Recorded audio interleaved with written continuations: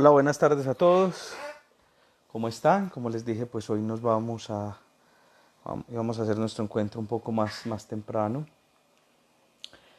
eh, para no incumplirles ahorita a las 8 porque tenemos ahorita una reunión virtual a las 7 de la noche, entonces de pronto incumplí a las 8. Entonces es mejor tener hoy nuestro encuentro eh, para reflexionar sobre un concepto muy importante para Occidente y yo creo que hoy supremamente necesario en medio efectivamente de la discusión que se nos está presentando en el mundo actual.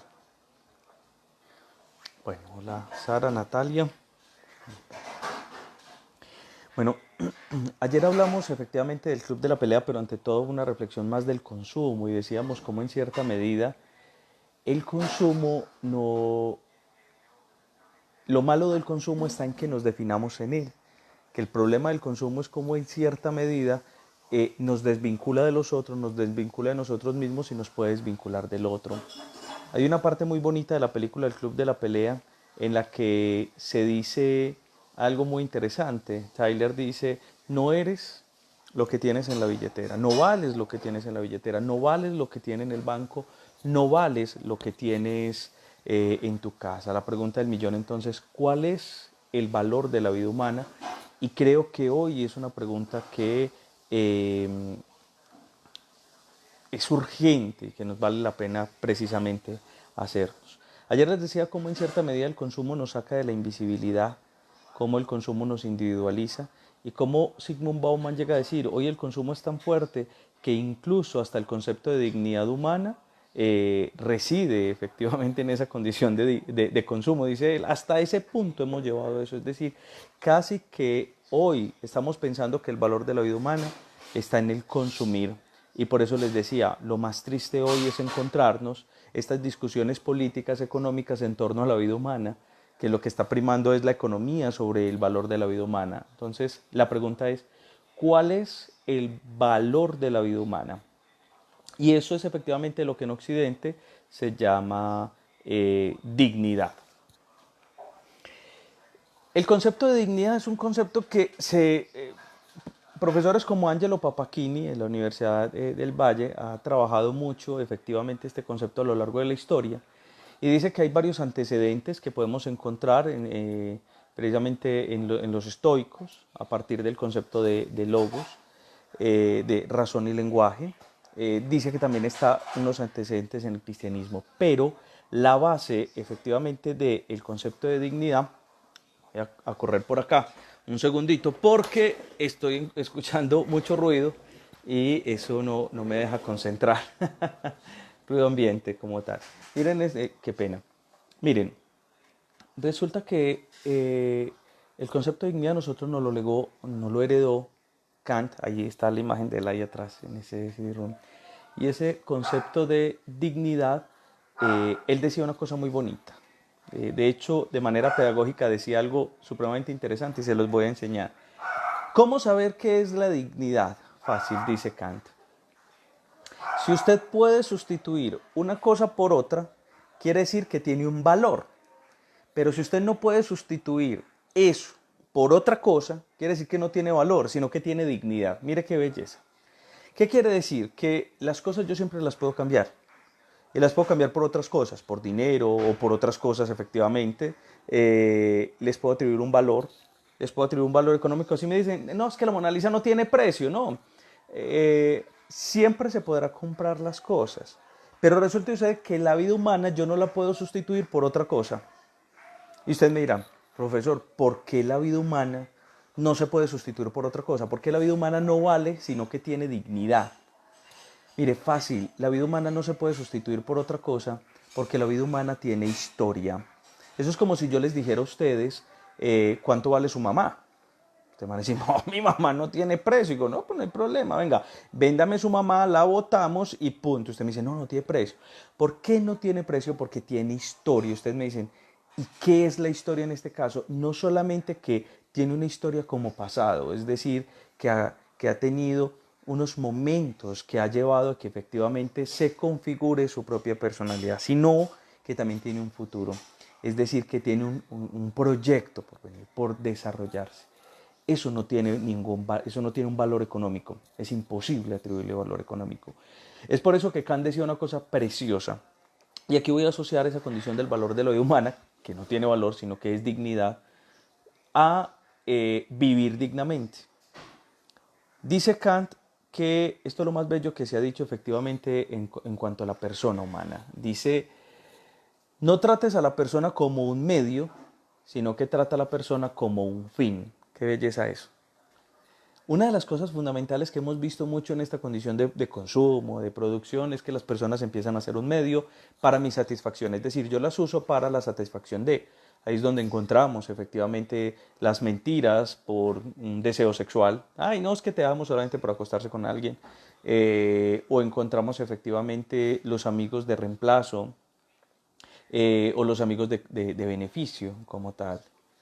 Eso es tratar a una persona como un medio, el medio para, por ejemplo, hoy la discusión de decir que hay que sacrificar abuelos por la economía, como el gobernador de Texas, que eso me ha dolido en el alma, es utilizar las personas como un medio. Vea, yo lo utilizo como un medio, sobre sus cadáveres cimentaremos efectivamente esta patria.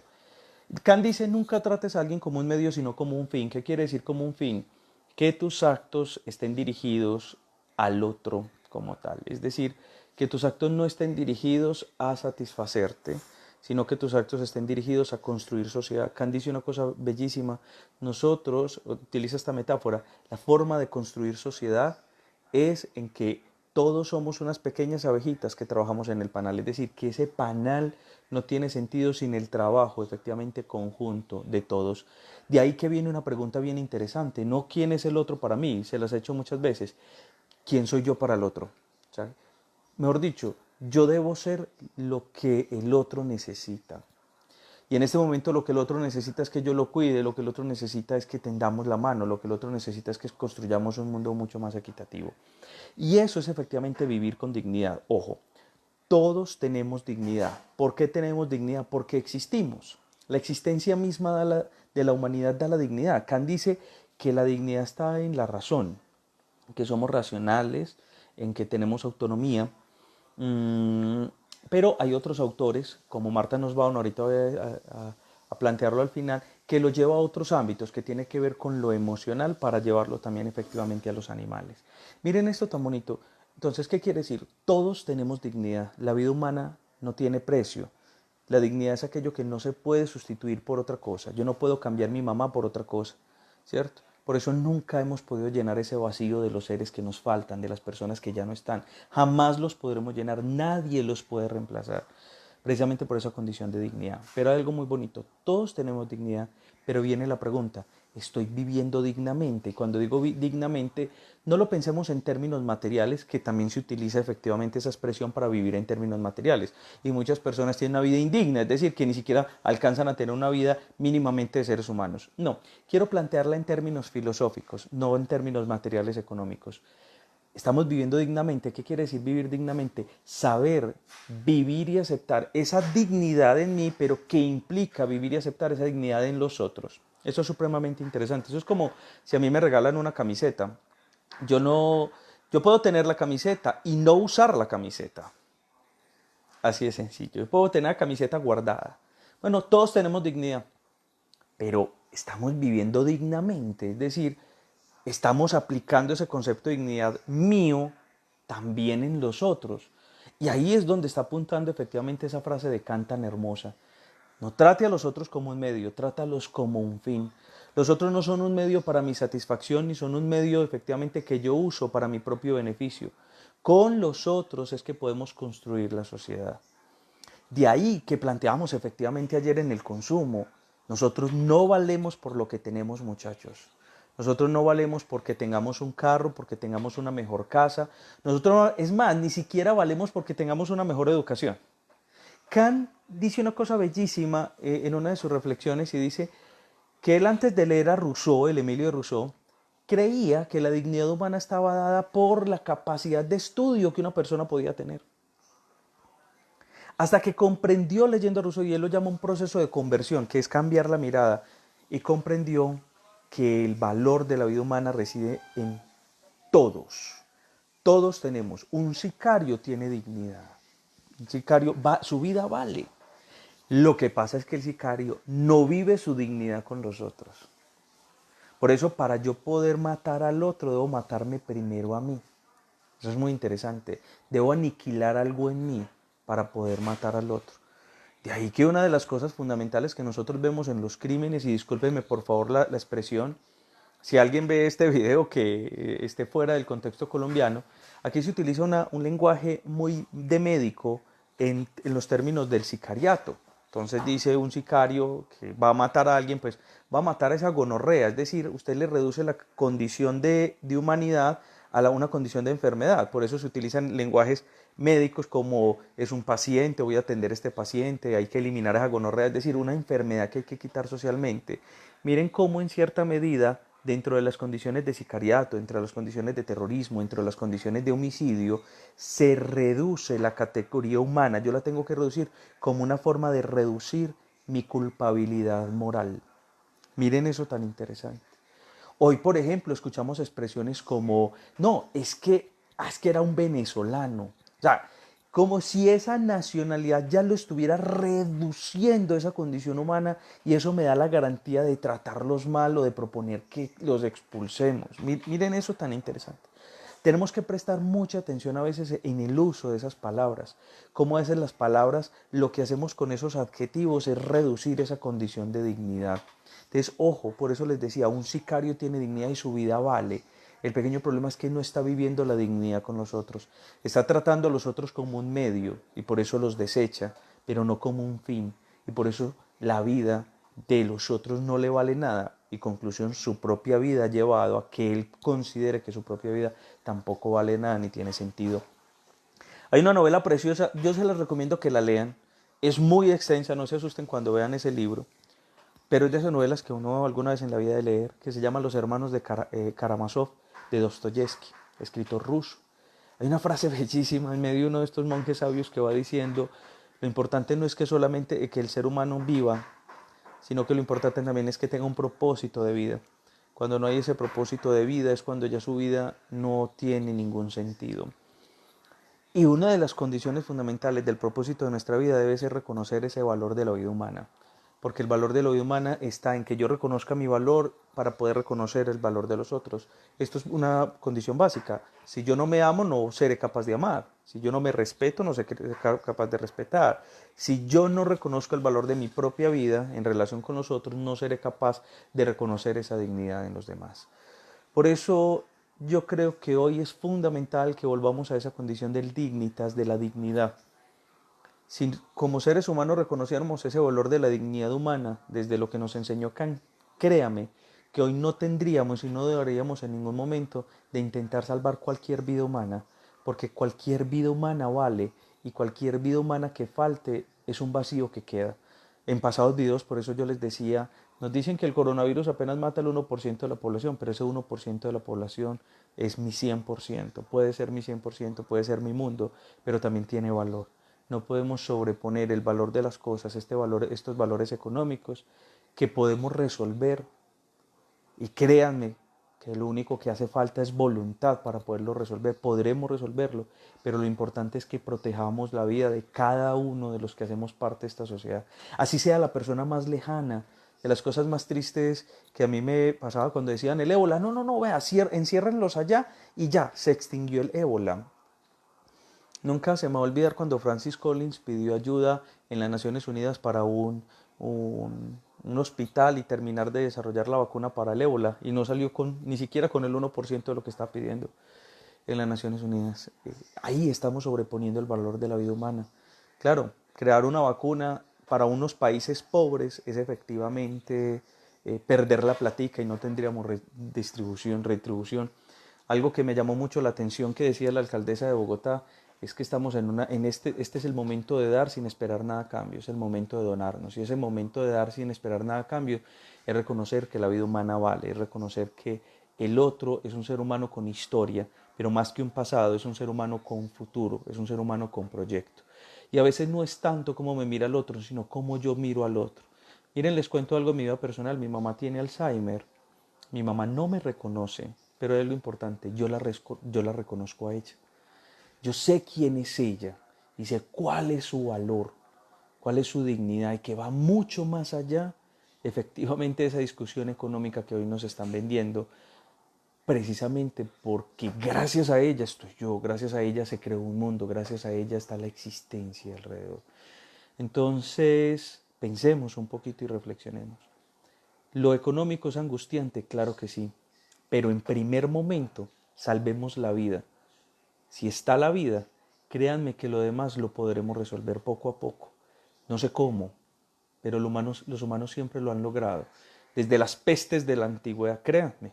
Les recomiendo un texto precioso que se llama Breve Historia de la Medicina de Roy Porter, capítulo 1, la enfermedad, para que lean todas las historias de las pestes que hemos tenido. Muchísimas, muchísimas historias de peste hemos tenido.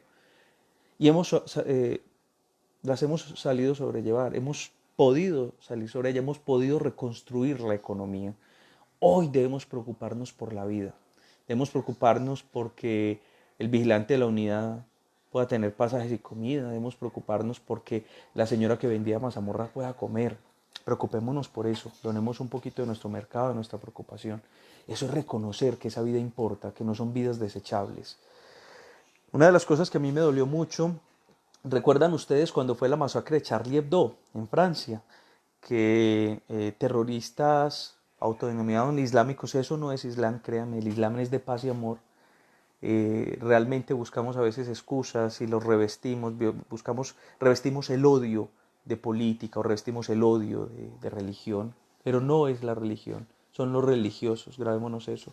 Cuando mataron a los periodistas de Charlie Hebdo nunca se me va a olvidar que la gente empezó a colocar efectivamente en sus perfiles de Facebook eh, yo soy Charlie Hebdo, yo soy Charlie Hebdo, yo soy Francia y apoyamos a Francia. Miren, 3 meses después pueden buscar en abril, grupos de Boko Haram asesinaron a 147 estudiantes en una universidad de Kenia. Cuando yo vi la foto de la universidad pensé en mis estudiantes, yo lloré del dolor, pero me dolió mucho porque nadie puso yo soy Kenia. Yo sí puse en mi foto de perfil yo soy Kenia, pero eso no se volvió tendencia porque desafortunadamente tenemos un mundo donde hay ciertas vidas que valen más que otras.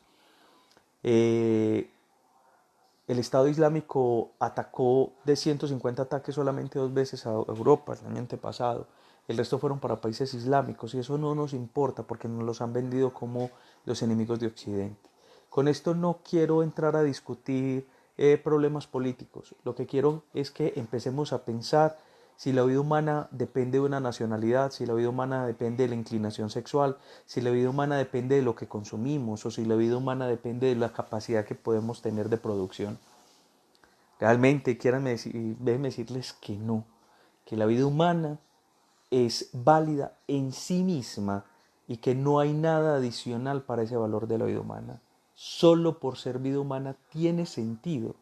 Ojo, pero debemos aprender a vivir esa dignidad con otros. Por eso debemos aprender a respetar nuestra propia vida, respetando la de los demás y respetando la del medio ambiente. Y por eso les decía que aquí con esto voy a ir cerrando.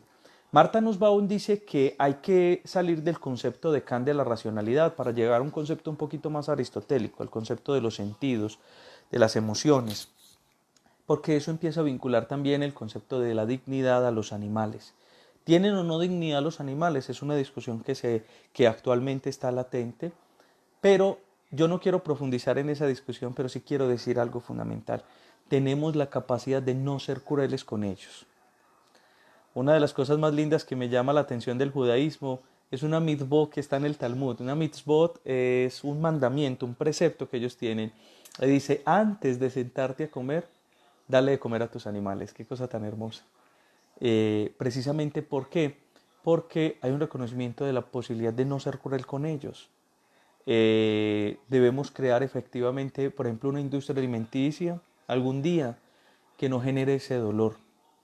También es una pregunta que tenemos que empezarnos a hacer.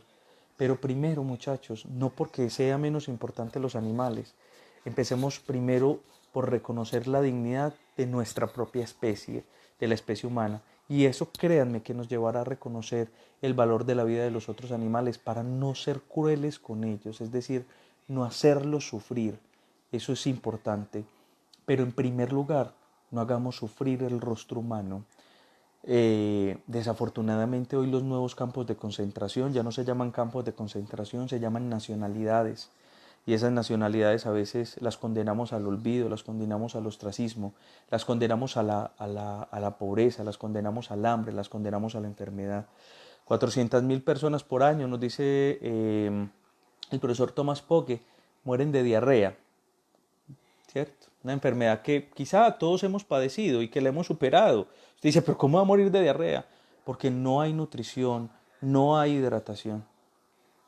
Cada minuto mueren 5 personas de hambre. Y créanme que producimos alimento para 12.000 millones de humanos y somos 8.000 millones de humanos.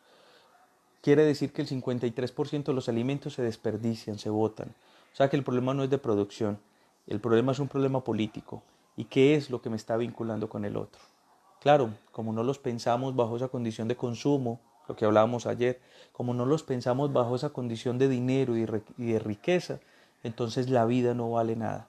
Que esta pregunta, que esta reflexión nos lleve a pensar efectivamente qué papel estamos jugando hoy frente a lo que estamos pensando. Sé que lo económico es importante, pero es mucho más importante la vida humana. Y en cuanto tengamos la vida humana, podemos rescatar lo económico. Créanme, en cuanto tengamos la salud, podremos pensar en el dinero. En cuanto tengamos sanos a los que tenemos a nuestro alrededor, a nuestros vecinos, a nuestros amigos, a nuestros lejanos, créanme que ahí podremos pensar efectivamente en cómo levantarnos de estas dificultades. El miedo llega, y hay miedo, yo tengo miedo también frente a lo que pueda pasar, pero el mayor miedo que tengo en este momento es a que nos volvamos indiferentes frente al dolor del otro, que nos volvamos o que sigamos siendo indiferentes frente a la vida de los otros. Los otros importan.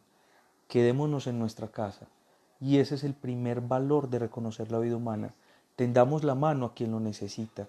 Es el segundo paso para reconocer el valor de la vida humana. Compartamos de nuestro tiempo, nuestras sonrisas, compartamos un poco de nuestro mercado para aquel que en este momento lo pueda necesitar. Y entre todos podremos salir de esto. Pero lo más importante es que la vida humana no vale. La vida humana no se puede reemplazar, sino que la vida humana es preciosa, es grande en sí misma. Quiérete a ti mismo, eso es muy cliché, pero reconoce, mírate al espejo y dice y que tú no puedes reemplazarte por nadie, no puedes ser reemplazado. Lo mismo pasa con el rostro del otro. El rostro del otro no se puede reemplazar. Por eso el vacío de las ausencias jamás será reemplazado. El tiempo nos cura el dolor, pero siempre estará ese vacío. Y esa es una de las pruebas efectivamente de la dignidad humana. Mirémonos a los ojos y reconozcamos que efectivamente somos seres humanos que como especie podemos sobrellevar cualquier dificultad, como especie, que mi valor, más allá de la condición individual, está en vincularme con los otros. Yo valgo por sí mismo, es cierto, pero también vivo y proyecto esa dignidad estando con los otros, estando con el entorno como tal. Bueno, como siempre espero que estas pequeñas reflexiones desde el humanismo, reflexiones, no son clases, son reflexiones desde el humanismo, nos lleven a pensar efectivamente nuestros contextos actuales, nos lleven a pensar a nosotros mismos y a pensar nuestra relación con los otros. Bueno, muchísimas gracias, que estén muy bien, nada, feliz noche y bueno, nos vemos la próxima semana. Déjenme los comentarios por si quieren que ahondemos en uno de los temas que hemos tocado o si ya recomendamos algunos libros o películas para ir viendo. Reitero mi agradecimiento porque ustedes se conecten. Ustedes saben que esto no me da plata. Es solamente la posibilidad de poder contrarrestar y de compartir reflexiones. Y cuando digo contrarrestar, por cierto, un amigo me escribió y me dijo que cuando hablamos de la compasión, hablé más de la solidaridad que la compasión, que realmente confundí los dos términos. Se lo agradezco profundamente y tiene toda la razón. Revise eso y tiene toda la razón. Entonces, de hecho, no hablamos ahí de la compasión, sino de la solidaridad. Miren, se lo agradezco. Esa es una forma efectivamente de mejorarnos. Que los otros también confronten las ideas y los pensamientos que nosotros tenemos. Por eso les dije que estos espacios es más para que compartamos y pensemos en horizontes completamente diferentes que nos ayuden a construir una humanidad, que nos ayuden y la humanidad se construye realmente con los otros. Bueno, muchísimas gracias y una feliz noche para todos.